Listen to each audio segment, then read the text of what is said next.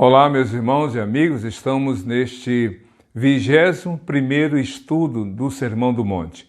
A palavra de Deus é impressionante, cada vez que a gente lê o mesmo texto, algo novo a gente aprende, uma informação, um detalhe, algo que antes não fora percebido.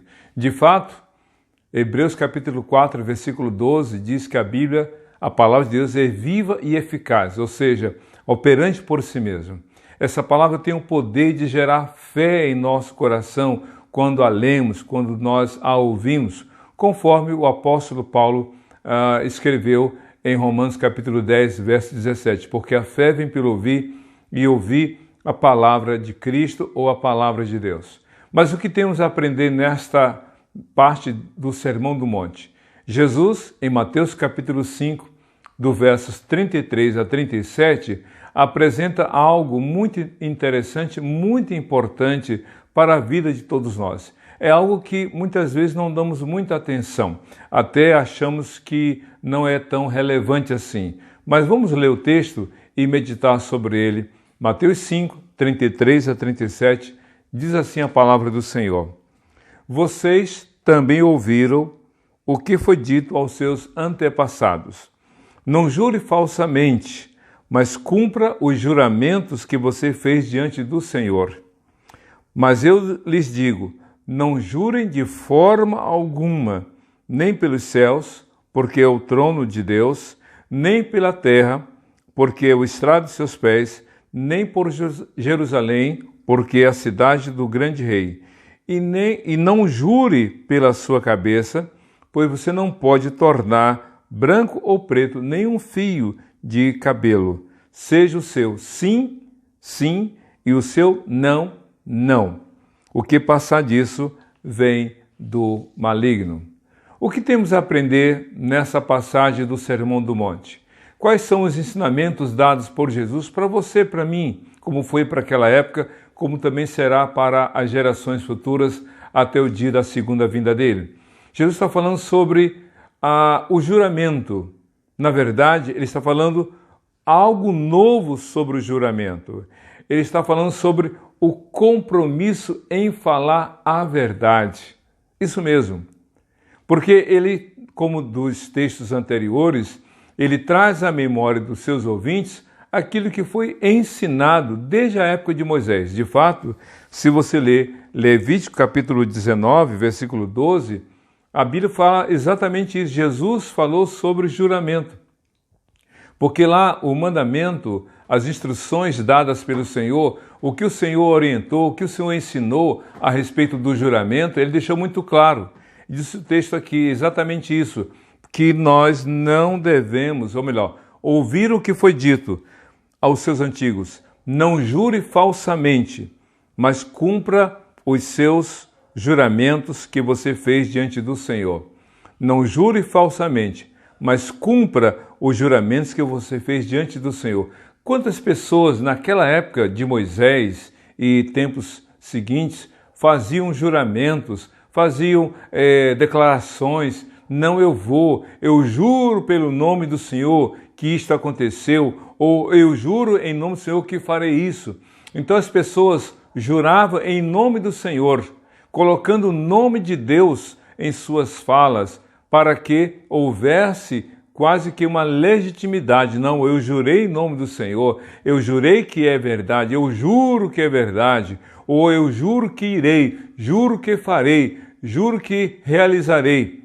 Pois é, quantas pessoas juravam diante de Deus, mas não cumpriam os seus juramentos. Então a palavra do Senhor naquela época era o seguinte: não jure falsamente.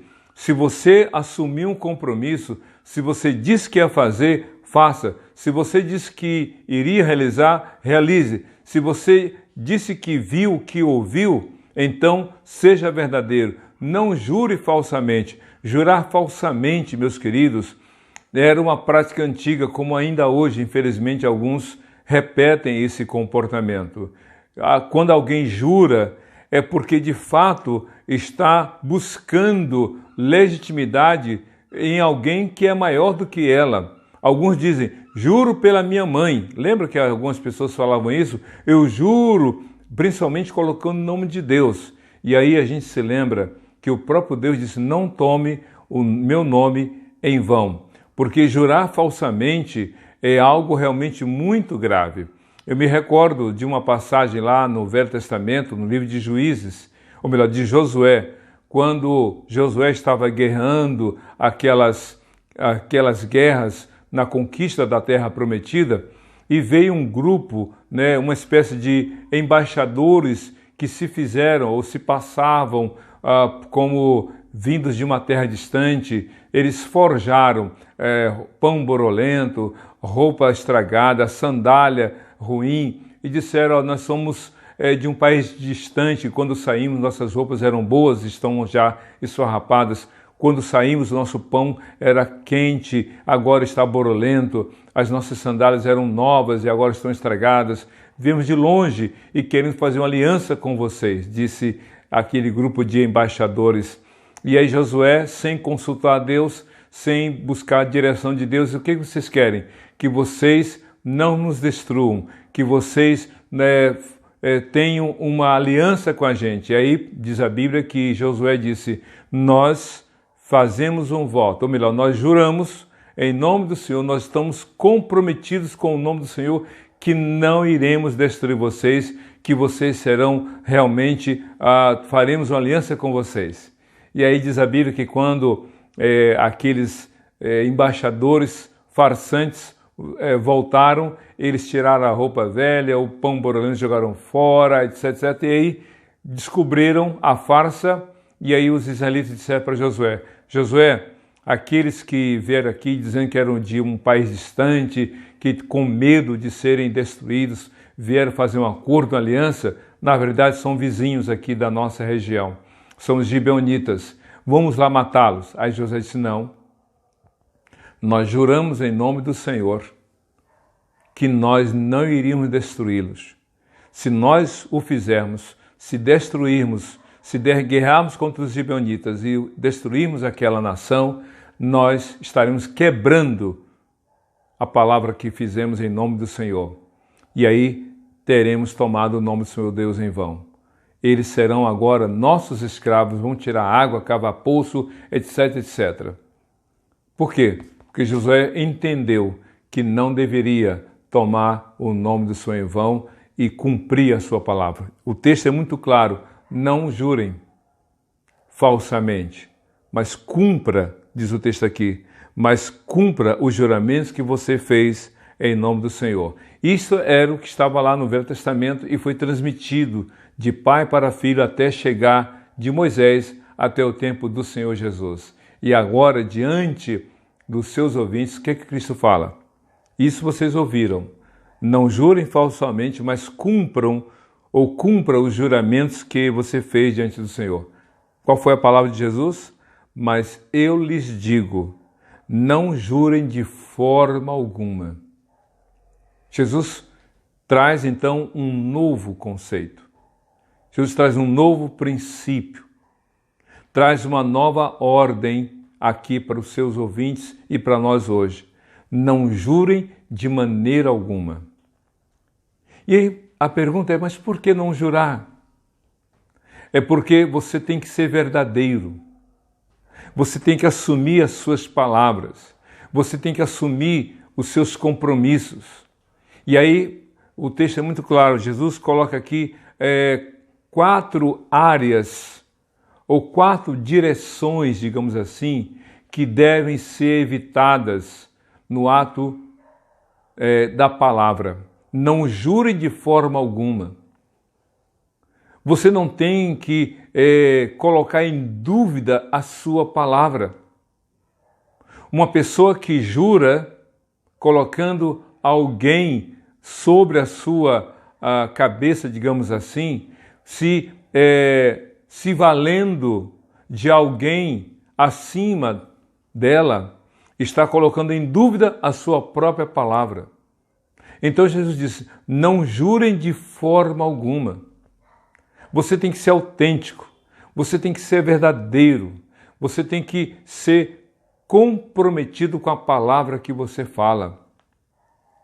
E aí Jesus coloca: não jurem de forma alguma, E quais são, então, as coisas que devem ser evitadas? Não jurem nem pelos céus, porque é o trono de Deus. Ou seja, não coloquem os céus como legitimidade da sua palavra, ou para dar reforço para a legitimidade, para a segurança da sua palavra. Não jure pelos céus, porque ele é o trono de Deus. Se você coloca o nome de Deus para dar garantias ao outro de que vai cumprir a sua palavra e não cumprir, você está colocando para o outro o questionamento sobre o próprio Senhor. Não jure pelos céus, que é o trono de Deus. Mas Jesus coloca mais uma coisa: nem pela terra, porque é o estrado dos seus pés. Tem pessoas que dizem o seguinte: eu juro por esses olhos que a terra há de comer, colocando sobre a sua própria visão, a sua capacidade de ver, como garantia de que o que fala é a verdade. Não jure pelos céus, que é o trono de Deus. Não coloque em xeque ou não coloque Deus para legitimar ou para dar garantias de algo que você mesmo não vai cumprir. Quantas pessoas já fizeram declarações colocando o nome de Deus no meio, para que o outro, ok, já que você falou que em nome do Senhor que vai fazer, eu acredito, mas depois não faz. Como é que fica aquele que acreditou, já que você colocou o nome de Deus no meio da história? Não jure pelos céus, que é o trono de Deus. Tenha temor a Deus. Tenha temor ao Senhor. Mas Cristo fala, não jure pela terra, que é o estrado, né? Que é, como ele fala, o estrado dos seus pés. A terra foi criada por Deus. A terra pertence a Deus. O Salmo 24, verso 1 diz, do Senhor a terra e a sua plenitude, o mundo e aqueles que nele habitam. Os céus manifestam a glória de Deus e o firmamento anuncia a obra de suas mãos. Salmo 19, 1. Então como é que você vai colocar aquilo que Deus criou para legitimar, para dar garantias de uma palavra que você sabe, tem consciência de que não vai cumprir? Quantas pessoas colocam o nome do Senhor em vão e quantas pessoas fazem uso daquilo que o próprio Deus tem dado à terra, à criação, para reforçar ou para dar legitimidade, garantia de algo que não é verdadeiro. E aí Cristo coloca mais adiante, e nem por Jerusalém, porque é a cidade do grande rei. Você observa a cidade de Jerusalém. Hoje, a cidade de Jerusalém, como durante muitos anos e ainda por mais tempo, foi palco e tem sido palco de disputas entre um lado e o outro, entre aqueles que lutam pela paz na cidade, as nações se dividem sobre Jerusalém, mas aí Jesus diz, não jurem pela cidade de Jerusalém, que é a cidade do grande rei. Jesus é o grande rei, ele reina, ele veio para o mundo a partir do povo judeu. E a Jerusalém é a cidade do grande rei. Jesus virá uma segunda vez e ele colocará os seus pés sobre o Monte das Oliveiras, conforme as profecias, tanto do Velho quanto do Novo Testamento. Jesus virá uma segunda vez. Então não jure pela cidade de Jerusalém para dar garantias, para que o outro diga que é verdade, que você vai cumprir, se você no íntimo do seu coração não está sendo autêntico e verdadeiro. E aí Jesus aprofunda um pouco mais, veja só o que ele fala. E não jure pela sua cabeça, pois você não pode tornar branco ou preto nem um fio de cabelo. Talvez você esteja rindo. Eu posso pintar cabelo. Eu posso colorir meu cabelo ou descolorir meu cabelo. Então eu posso mudar a cor do meu cabelo. Mas não é sobre isso que Cristo está falando, sobre os aspectos estéticos, né? Que alguém pode modificar a cor do cabelo, colocar fazer um corte diferente, deixá-lo crescer ou encurtar. Não é sobre isso que ele está falando. Cristo diz assim, você não tem poder sobre a sua vida. Então você não pode colocar a sua vida em xeque para dar garantias ao outro se você mesmo não tem controle sobre a sua vida. Não, eu juro, como eu falei antes, eu juro por esses olhos que a terra há de comer. De fato, a terra um dia, né, vai consumir, né, os corpos daqueles que realmente morrem. Isso a gente sabe.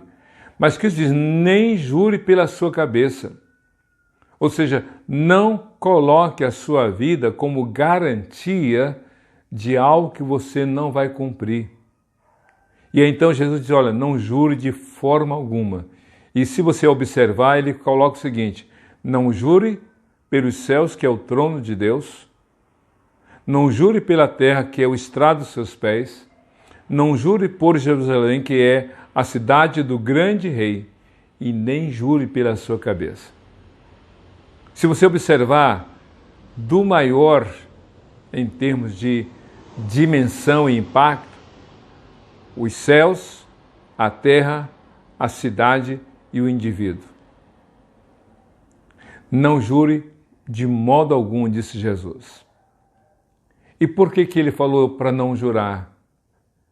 É porque você tem que ser reconhecido como uma pessoa autêntica, uma pessoa que fala a verdade.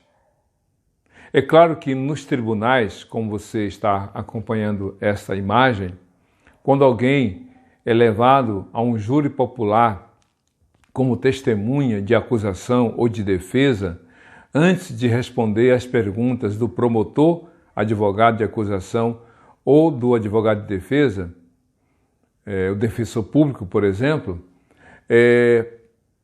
a pessoa tem que colocar a sua mão direita sobre a Bíblia e então levantar a mão esquerda e dizer, eu juro falar a verdade. E por que tem que ser feito isso no tribunal ou nos tribunais?